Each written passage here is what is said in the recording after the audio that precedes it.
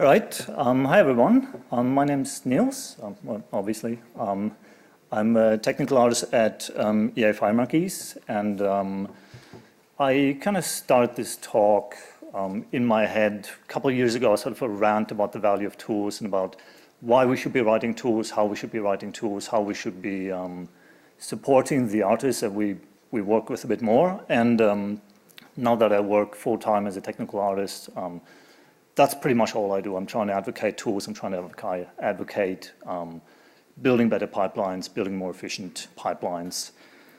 So that's where that kind of comes from. It evolved from kind of a rant in my head into an EA internal talk that I wanted to give to kind of spread the idea of building more tools to the teams at Fire Monkeys. And from that, it evolved into just me telling people every day that we should be writing more tools, should be writing better tools, and that there's always more tools to be written, basically. I'll be covering the technical artist role because it's something that's very rare as a role in the industry. We're always outnumbered, and it's something that's very unique in the skill set that's required, and it's unique usually in the way that people get into the role as well. That's not usually like a traditional career path for getting into it. It's more that people grow into the role or drift into the role from another discipline. I'm going to be talking a little bit about the pipeline setup at, sorry, I should be mentioning I'm doing this talk on very little sleep. Turns out 8-week-old babies don't really appreciate sleep as much as us adults do. So I was up until 3 in the morning changing diapers. I'm hoping that won't affect me too much. If I do at some point stop making sense altogether, please just shout out. If I fall over or start snoring, just please wake me up. Thank you.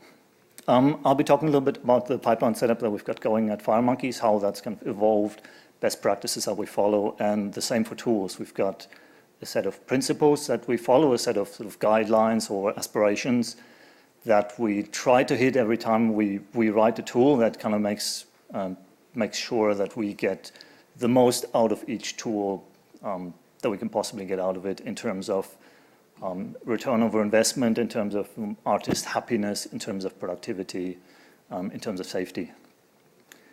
A little bit about myself, because it is kind of relevant. Like many technical artists, I started way back as an environment artist at Blue Tongue, if anyone remembers. Good old days.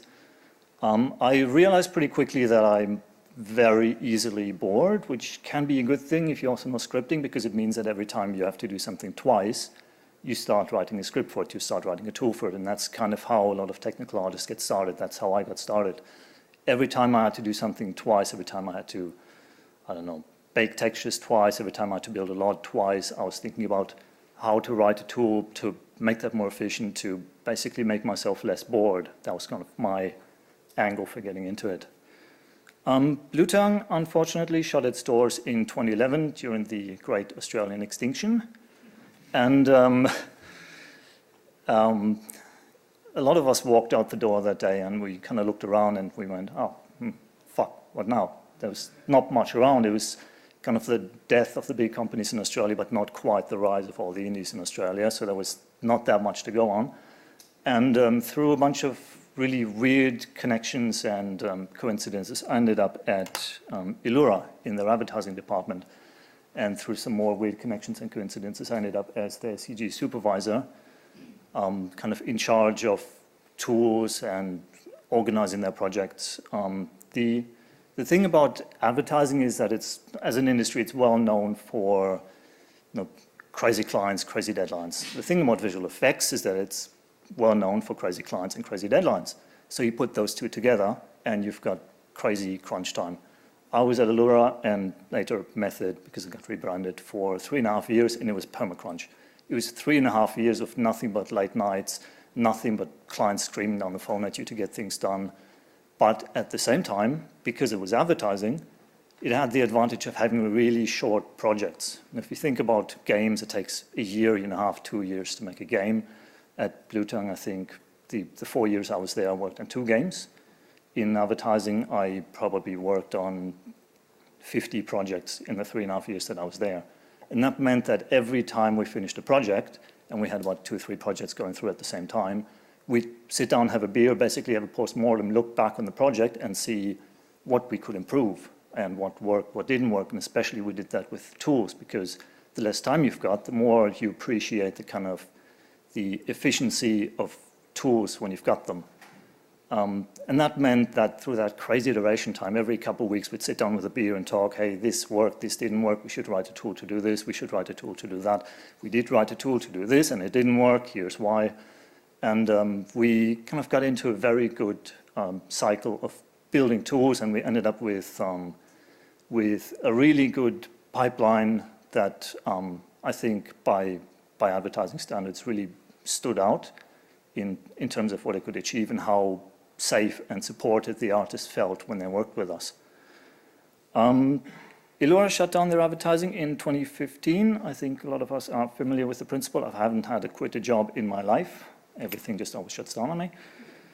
And ended up through another couple of coincidences at Fire Monkeys. Fingers crossed that I will stay there. That's kind of the first time that I'm full-time in charge of tools, and I'm realizing, looking back on my career in advertising, that I've walked away from that with a really good appreciation of just pure efficiency. If there's one thing I'm obsessed about in the world, it's efficiency. It's getting stuff done faster with limited resources, and that's basically what it is. Technical artists are rare, as I've said there. I think at EA we have about a ratio of 1 in 50, maybe 1 in 60. Now you've got the artists, you've got the animators, you've got the programmers, you've got the game designers, you've got production. You usually have the technical artist on their own. It comes from a very specialized skill set. It comes from the fact that we live to support big groups of artists. The more artists we have to support, the more return over investment you get on the work that we do. The more people use a single tool, the more that tool is worth compared to the investment of building the tool in the first place. Typically, as a technical artist, the title kind of implies it, you're sitting between tech and art, between the programmers and the artists. And they're kind of two disciplines that don't always communicate as well as they should, because they speak very different languages. They work on different parts of the game. They have to communicate because ultimately building a game is a team effort. But as a technical artist, generally you are the kind of translator, the man in the middle in that scenario. And that's where, being a technical artist, you tend to have a skill set that's both tech and art. I started out as an artist, but now I consider myself more of a programmer, so I can speak both languages.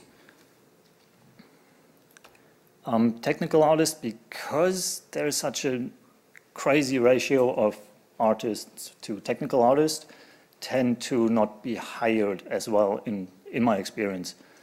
People tend to kind of roll into that position based on how much it's needed. On small teams, I've worked freelance at a couple of small advertising companies. If there's 3 or 4 people in a room, you're not going to have a technical artist. You're going to have somebody who is also technical and also an artist who will write scripts as they're required and will sort of jump into that role when they can and then jump back out of it. The talk is called Force Multiplier because that's basically what the technical artist role is. We don't actually do anything in the sense that we don't build anything that makes it into the game. If you're an artist, you model something, you texture it, you export it, put it into the game ships, you point at it and say, yep, okay, I did that. If you're an animator, you're animating the Sims walking down the aisle when they're getting married, you export that, put it into the game ships, you point at it and go, yep, I made that. If you're a programmer, you might be writing the waypoint system, and you can point at that in the game and say, yep, I made that. Where as a technical artist, you're contributing by making other people better in some sort of way. You're making them faster, you're making their work safer, you're making them happier. That's kind of your contribution. It gets a bit hard to measure, which is a problem, especially in places where you don't have a full-time position for that role, where somebody just jumps into it when they can or when they have to, and then they jump back out of it because the question is always, so you spent your time doing this tool instead of doing the actual work, what do we get out of it? The best way to explain this, I always find, is with cake. There's a couple layers that I kind of see in how people respond and value the work. The biggest and the most obvious, the one that most people are sort of familiar with, is just good old-fashioned productivity. It's the base of that layer cake. It's the most important part. It's the thing that people understand. They go, oh, okay, yep, cool, productivity, you're making somebody else faster. The classic example is an exporter. If you've got a game asset that needs to make its way from 3ds Max or Maya into the game through some sort of convoluted process, you'll be building an exporter that speeds that up, basically compresses that time into just a button click with all the checks, with all the hard work, and figuring out where to save a file, with which settings to use on the FBX export. All that stuff gets compressed, and that then makes somebody, I don't know, 20% faster, 30% faster. At least it's somewhat measurable if you know what you're measuring against.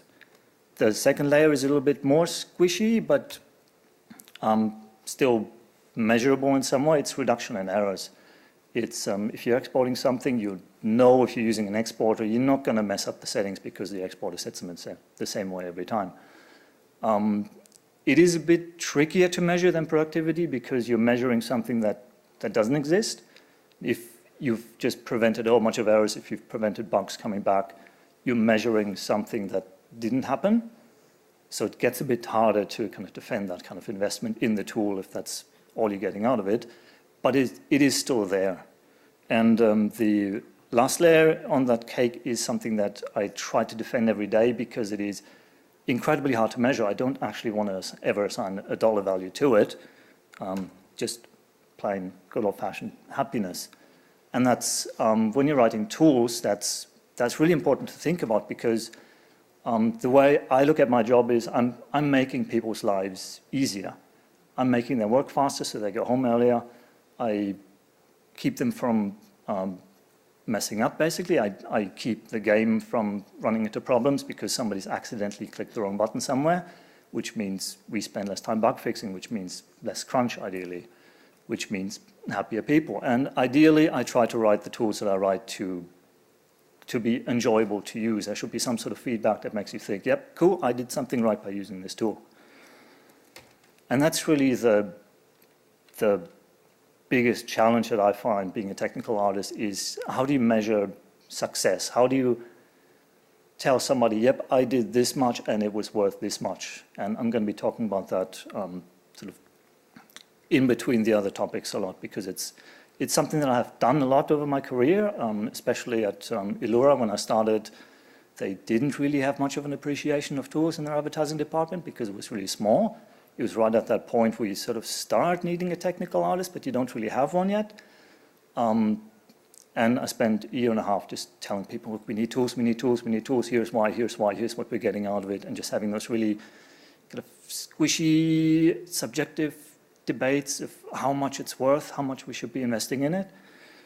And then I started work at EA, and it was already at a point where EA, they invest a lot in tools. They understand it, they get it, they take it a bit on good faith that it is going to work out.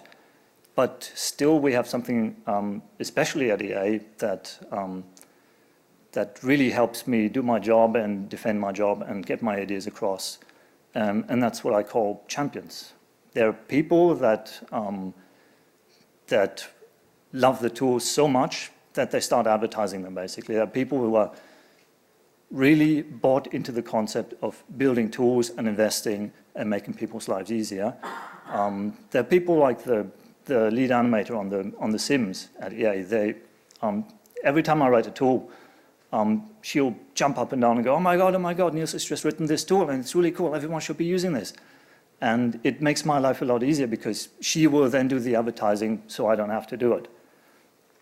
And they're fantastic people. Hello. These tools are awesome. Yeah, okay, that just happened. Blame the baby, blame the baby.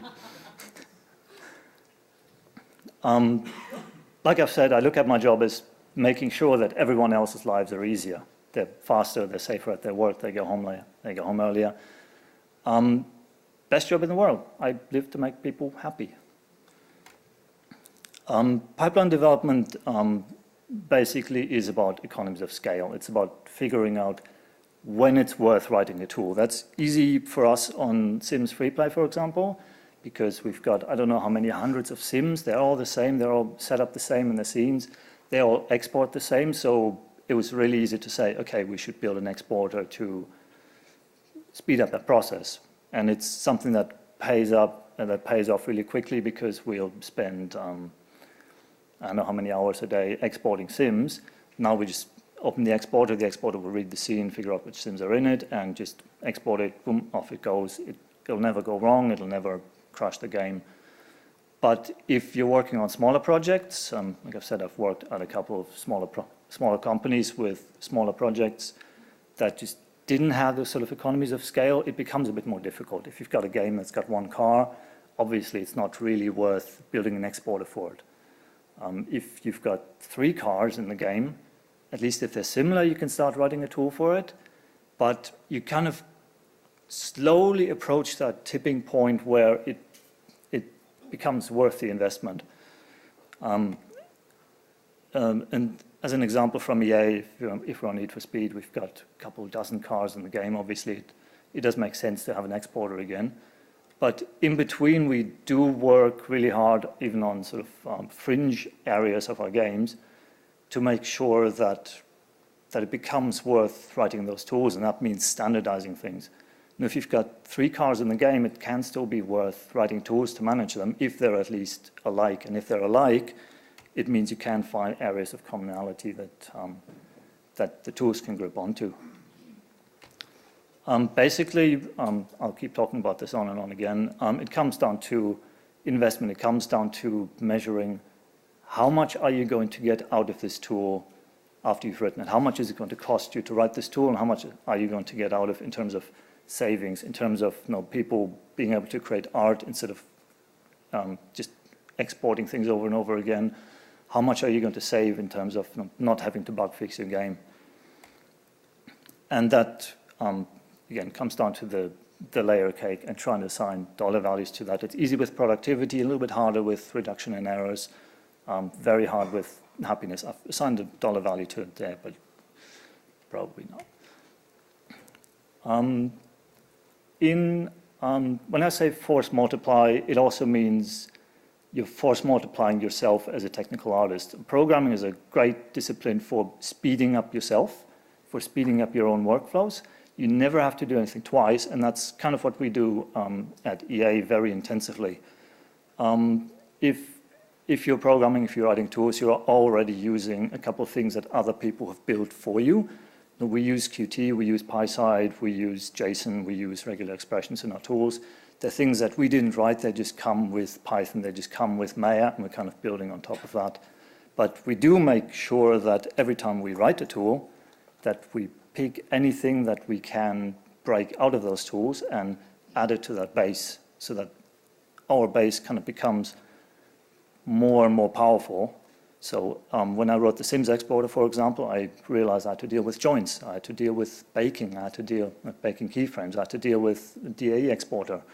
I had to find a way to log things. When the tool breaks halfway through, you want to have some sort of record of where it broke, even if it crashed Maya, and shut it down. And all those modules, we take great care to encapsulate and put back into a central kind of repository, so that every time we write a tool, we just get more what we call utilities. They're little bits of code that we just reuse and that we know we're going to reuse. There's a scene check tool that we use that you basically open it and it tries to find problems with your scene. That has a ton of modules that we can use for other things. It runs off an observable pattern in programming to make the UI a bit more responsive. Runs off a central config file that basically knows what a sim should look like in the scene, how it gets imported into the scene, how it should be exported, what kind of settings the sim needs to be exported, all of that stuff gets pulled in from a very central point in a repository so that the tool itself doesn't need to know about it, so that we only need to write those tools, we need to write those rules once, and then we just keep connecting to it. The same goes for all the other tools that we've got. They all run off a central repository that we keep adding to, and it basically means that we don't have to write anything twice. We don't have to do anything that we've dealt with ever again. And once you're done dealing with namespaces as a bit of code, you're never doing that. You don't want to do that again in Maya. If you've dealt with layers and shelves in Maya once, you don't want to do that again. You just go, okay, I'm done with that, and then just keep it in a place where it's accessible and just keep working on it from there. In practical terms, at FireMonkeys, we've got our pipeline set up as one pipeline as opposed to 3 pipelines across the 3 games that we've got. We've got Sims Free Play, we've got Need for Speed, and we've got Real Racing, all in live service. They're all very different games. Even the 2 racing games are very different on the back end. But we do keep all our tools in one central repository so that we can take advantage of just centralizing everything. In practical terms, that means we've got all our tools in one art repo. We've got one repository on the server that every artist gets. If you're on Sims, doesn't matter, you're still getting the Real Racing tools. If you're on Real Racing, doesn't matter, you're still getting the Need for Speed tools. It doesn't really matter in terms of space or time because it's only 100 meg of stuff, it's only code, doesn't matter. So we just give everyone everything, and that means that we can have the utility sitting on the back end of everything and feeding all those tools. In addition to utilities, we do build what we call core, which is kind of a protective layer between the tools and the APIs of Max and Maya. Every tool that we write runs off this core, so if we run the sim exporter, it will actually be inheriting down from app core. If we run Sims Greenlight or the Need for Speed export, it will be running off app core. That kind of stuff is really useful when things happen like the recent upgrade to Maya 2017 where they broke PySide, or they removed PySide from Maya and replaced it with PySide 2. For I don't know what reason, but all of a sudden it meant when we switched to 2017, all our tools broke. Every single one of them, nothing started, nothing worked. And we would have had to fix up every single tool to work with PySide 2 instead of PySide, because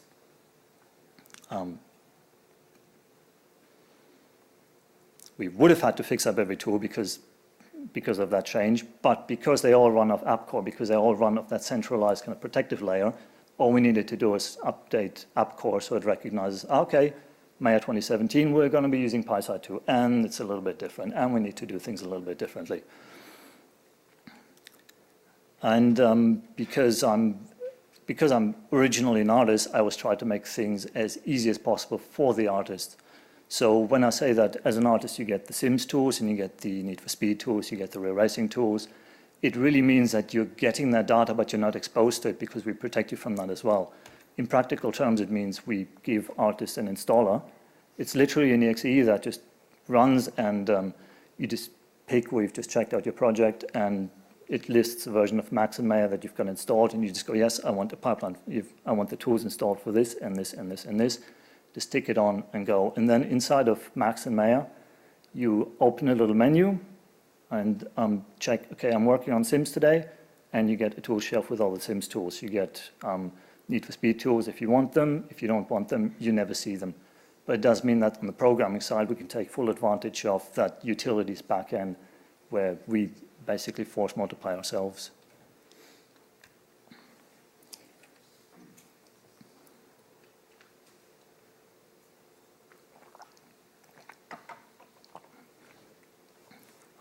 In terms of writing tools, when I was talking about the kind of disconnect between programmers and artists, as someone who started as an artist, I can sort of see it in my programmer side that I absolutely love control. I absolutely love standardizing things. I absolutely love making sure that things are always the same. If I could tell the artists to all dress in the same thing every day so I can tell them apart by color, I would probably do that because it's easier for me. But it's harder to recognize that as a programmer, you have to make things easier for the artists. Your job is to make their lives easier in every possible way. And that means that when we're writing tools, we try very hard to make sure not to be too prescriptive. We had a bunch of tools at Illura that when we started, we kind of looked at them and we realized they would only work in very specific settings. We had versioning tools that would only work if your files conform to pipeline standards, for example. There's no reason why they wouldn't work if you just had a file on your desktop, but they would break if your file wasn't an official pipeline file. We kind of went away from that over the years because we realized that we were kind of locking people in a gilded cage. We were trying to tell people, look, you're in this area, don't go out, it's not safe.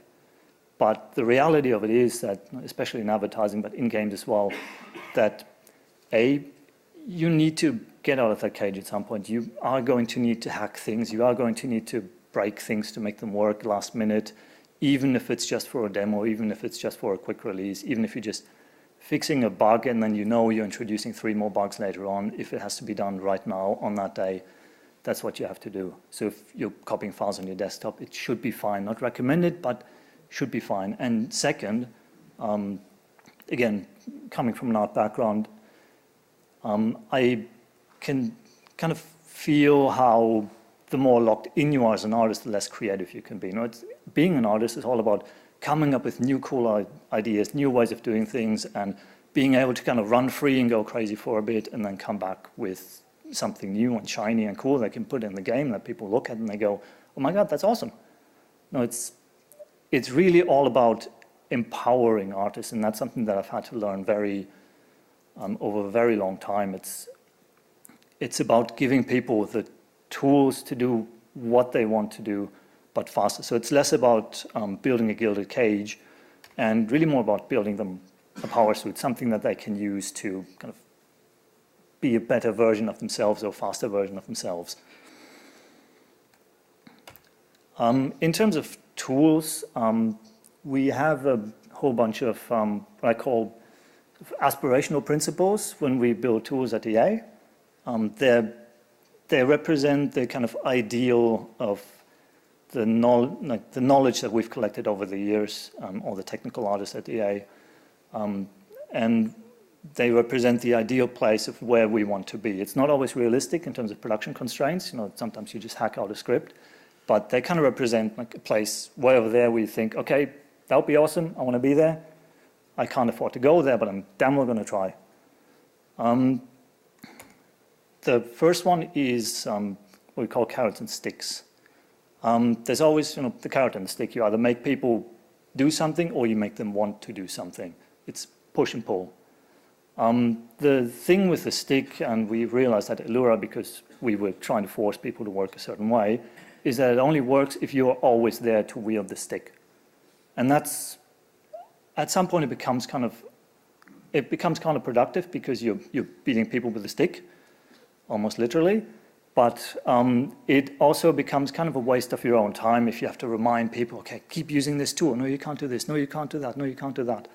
Where it's much more efficient to get people to kind of want to use your tools.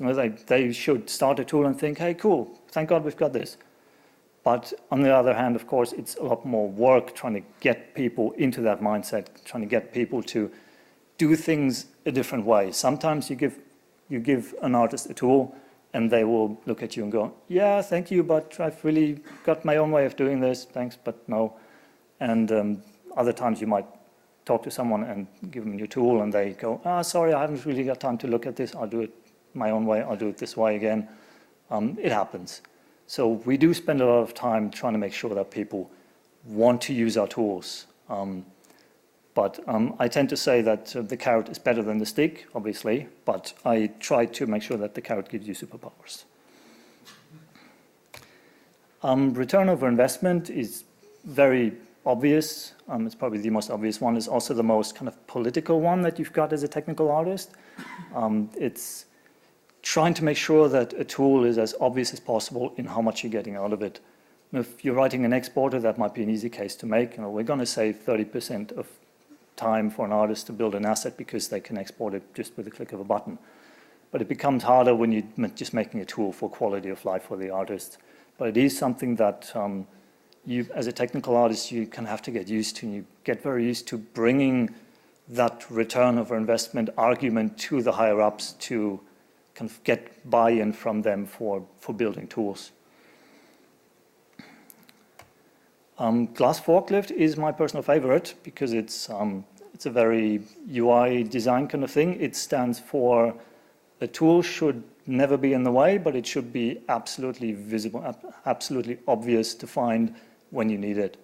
Now, if you don't need a forklift, you've got that thing lying around, you're not going to notice it. But the second you need a forklift, you're going to go, oh, that's right, that's why I parked that thing. In practical terms, it means that we present artists with tools in some sort of way that's obvious but not in the way. Now, like Maya shelves, for example, every single one of our tools sits on a shelf. It's got an icon that's associated with it, usually a color that's associated with it, something that artists can find when they need it so they don't have to go look for it. It's, in UI terms, it's recall over recognition. You don't have to remember that it's there. You don't have to kind of remember what it was called. You don't have to remember, that's where we put that. You just go, shit, I need this thing that I used last week. It's called something like, and then you look at the shelf and it's right there.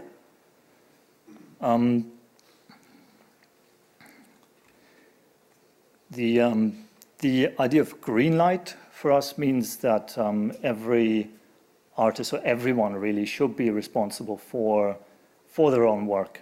It's a way of saying we gate things as they go through our pipeline. So an artist would be responsible for making sure that the asset they've built is okay to hand over to the animators. We used to have a big problem on The Sims where where the artist would build, say, a new pet for The Sims or a new prop that would need to be animated. And they would model it, they would texture it, it would look nice, they would hand it over to the animators. The animators would start rigging it, and they'd get halfway through the rig and then realize, hey, shit, this mesh isn't zeroed out. And they basically have to throw the whole rig away, hand the asset back to the artist would fix it up, hand it back to the animator would then go through and go, okay, is this now zeroed out? Yep, okay. And then they would start rigging it and basically double up on rigging time. You'd have 3 handovers instead of 1 handover, a lot of waste of time. So now we provide the artist with a tool that they're supposed to use when they hand over an asset, and it works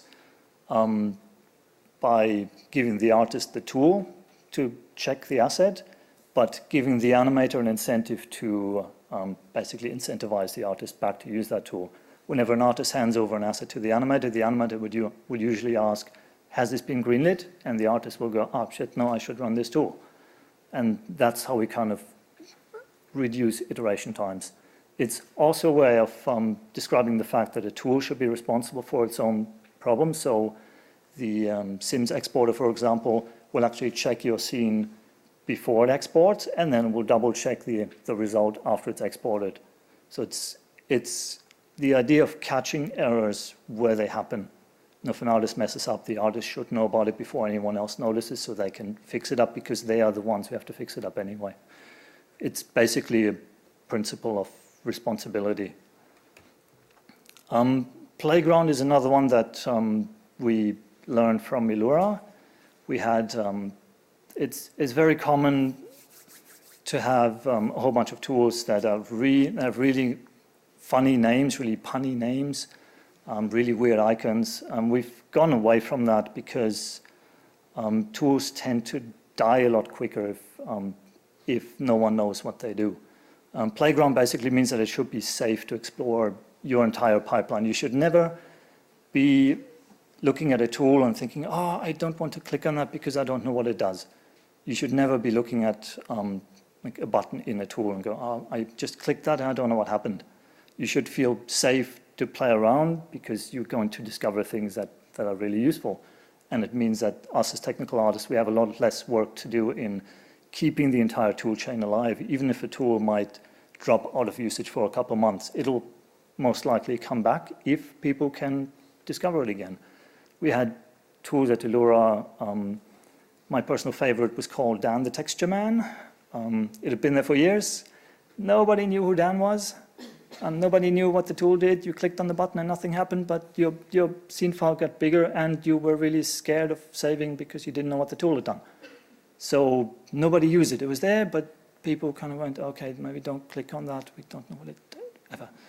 So in practical terms for us, it just means that anything on the shelf you're safe to click on. If the tool just does an operation on your scene, it will warn you that, hey, I'm going to do this. Are you sure you want to do this? If a tool has a UI, it will have a little help button that opens a help file. Every button will be labeled. There will be feedback on what you do. And there will be some sort of warning before a tool does something that is destructive. The Sims exporter, for example, absolutely kills a scene dead because it merges in all the Sims that we've referenced into the scene. It deletes a whole bunch of nodes that it knows it shouldn't export. It bakes down all your keyframes, so kills your animation, basically makes the scene unusable, but it will warn you before it does it and it will warn you after it's done it. After it's done exporting, it will give you the option to either reload the scene, do nothing with a warning, or kill Maya dead, as in close it down. Just to make sure that you're never breaking something without having been warned at least 3 or 4 times.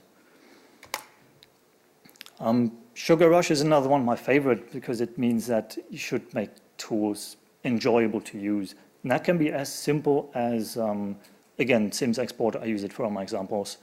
The Sims exporter will actually turn each export item green. So you open it up, you've got 3 Sims in your scene, they're sort of listed as items. And after you've exported them, if it's worked, they will turn green. If it hasn't worked, they'll turn red. But it gives you that sort of really subtle emotional sense of, yes, something's gone right after you've used the tool. And that's really what we're after. We're after people getting a kind of a little kick out of using the tool every time. It should kind of be the emotional equivalent to knowing that you've just saved 20 minutes of time, but really at an instinctive level that makes you feel, okay, this was worth it. I like using this tool. More, please. Module madness I've talked about. We break up absolutely everything. It's very natural for programmers. It's something that I've had to learn coming from an art background. It's modularization, it's centralization. It's about never doing anything twice, which is kind of the reason why I got into technical art in the first place. Piggyback, again, one of my favorites. I just like the piggy. Basically means that every tool, hey, I'm an artist. Every tool tries to provide an API for other tools. So if I'm using the Greenlight tool as an example, as a scene checker, that tool actually provides a little bit of an API to other tools so that the exporter, for example, can just piggyback onto the Greenlight tool to check its scene. So that even the exporter doesn't need to know how to check a scene, it will just call this other tool.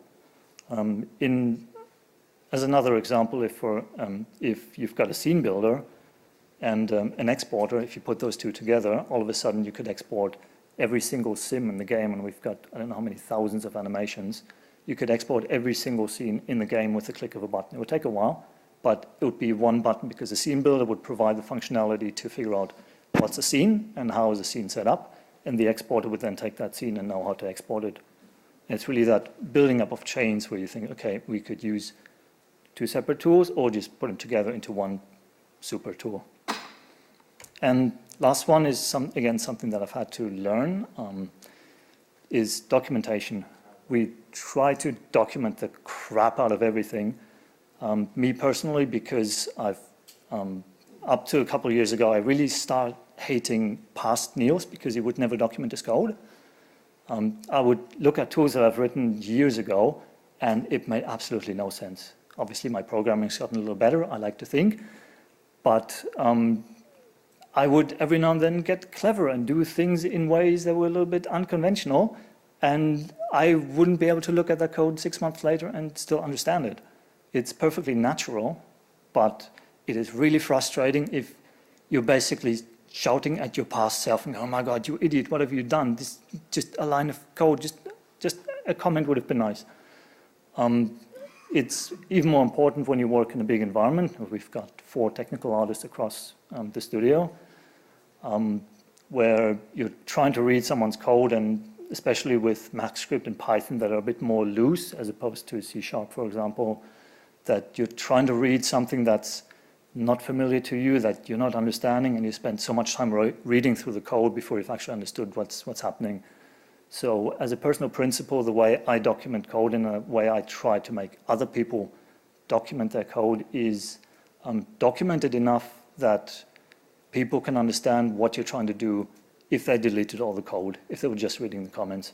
That might sound a little bit like overkill, but it is super useful if you're looking back at some crappy script that you've written 2 years ago, 3 years ago, 10 years ago. And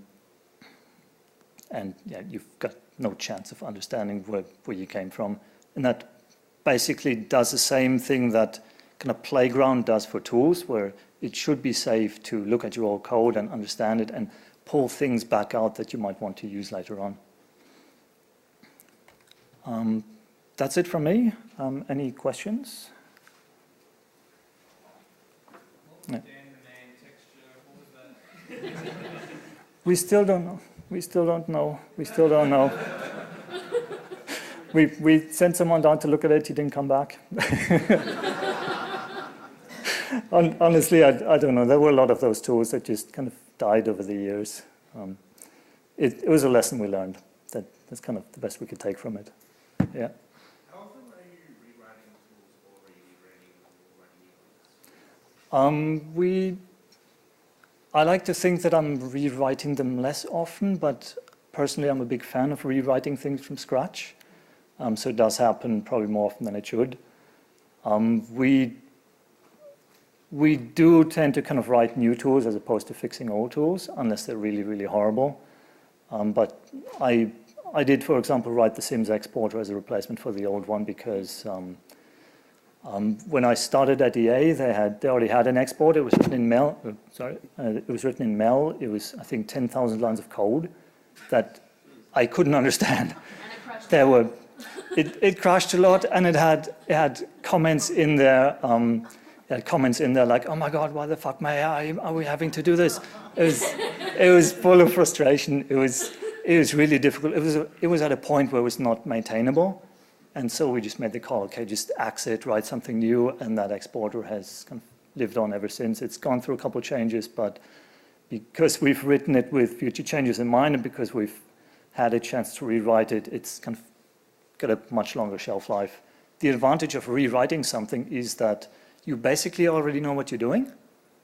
So personally, I love rewriting things from scratch because it'll take me a third of the time it took me to write the original, and it'll be about half the length in terms of lines of code every time. So it's like an iterative process of, okay, more and more and more awesome. But in a production environment, of course, you're going to be limited in how much you can do it. Yeah. So you do a lot of exporters. What kind of other sort of things do you do to help speed along the process? Yep. Yeah, the exporter is the classic example, of course, because everyone does it. Everyone has to do it. A lot of sort of asset management things, like merging props into a sim scene is a very finicky process. Setting up a sim itself is a very finicky process because we make a lot of assumptions about how the scene is set up. A lot of asset building, asset modification, like baking textures for loading, for example, is a script that I'm working on right now. I'm just trying to improve that workflow because it's usually something that the artists do, but it's something that the artists kind of look at and think, oh my God, a trained monkey could do this, why am I doing this? No, that's a lot of tools requests come to me from that kind of angle where people get frustrated or bored with a certain task and they kind of think, okay, we could write a tool for that. We do have a lot of asset building tools like building fences or building, I don't know, what else do we build? A lot of animation tools, like mirroring animation, for example, is a pain in the ass, especially with the Sims rigs, because they're really old and they've gone through a lot of evolution. I was going to be nice about it. But a lot of it just comes from requests from the artist. So whenever an artist gets fed up or they get bored, that's kind of where you should jump in and write tools, because that's where it's going to be most appreciated by the artist and by the higher-ups. You can see that the artists are happy. Yeah. As you started as an artist, did you already have an interest in doing coding, or did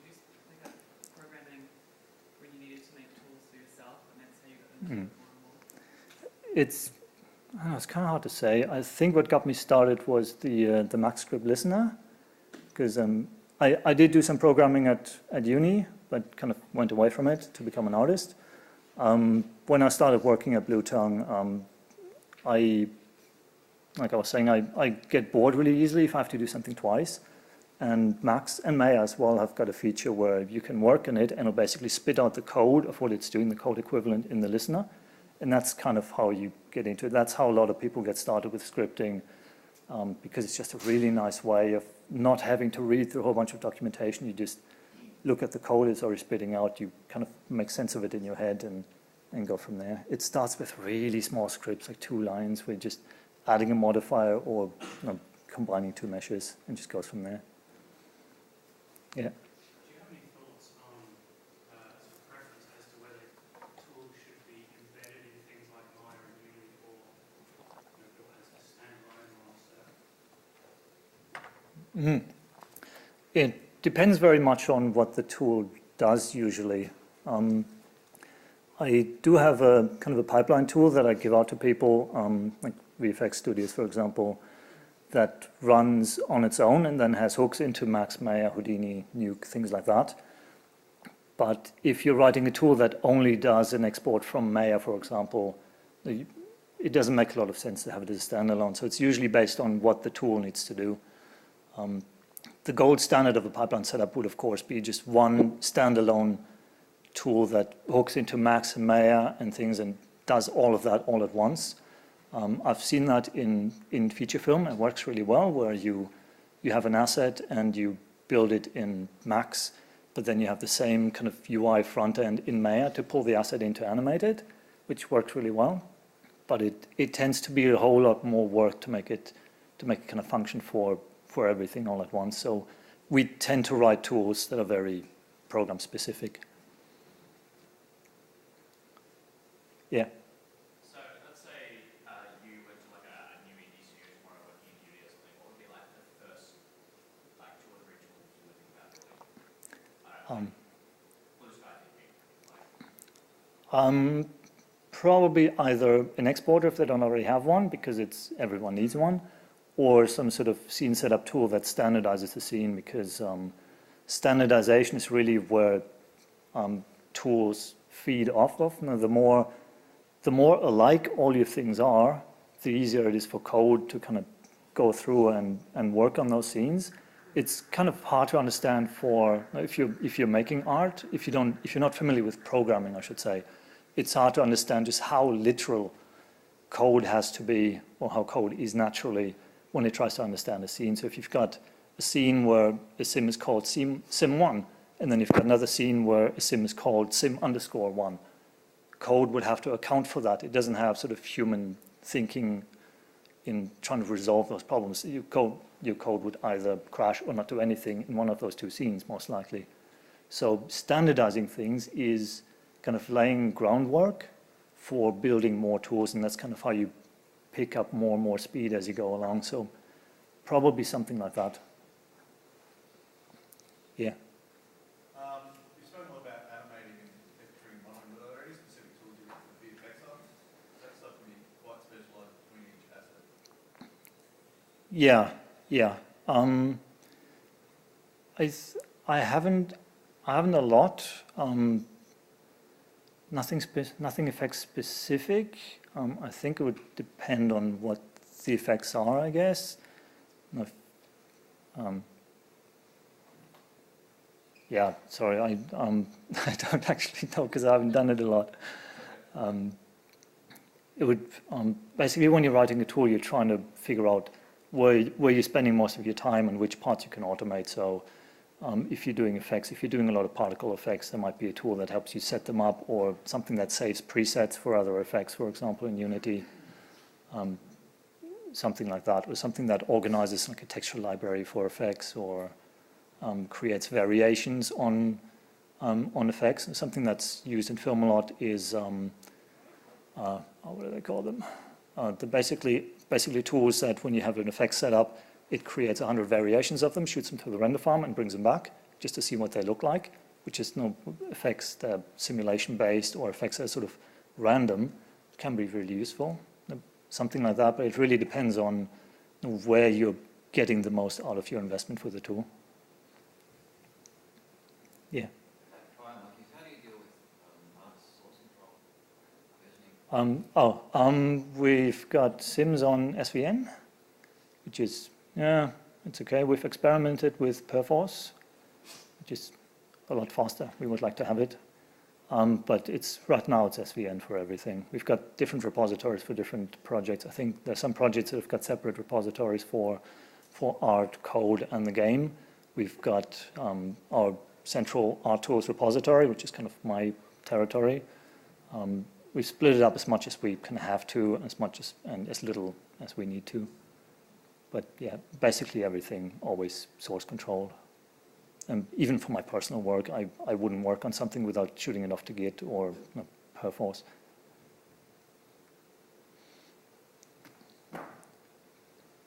Yeah. No one likes unwrapping, so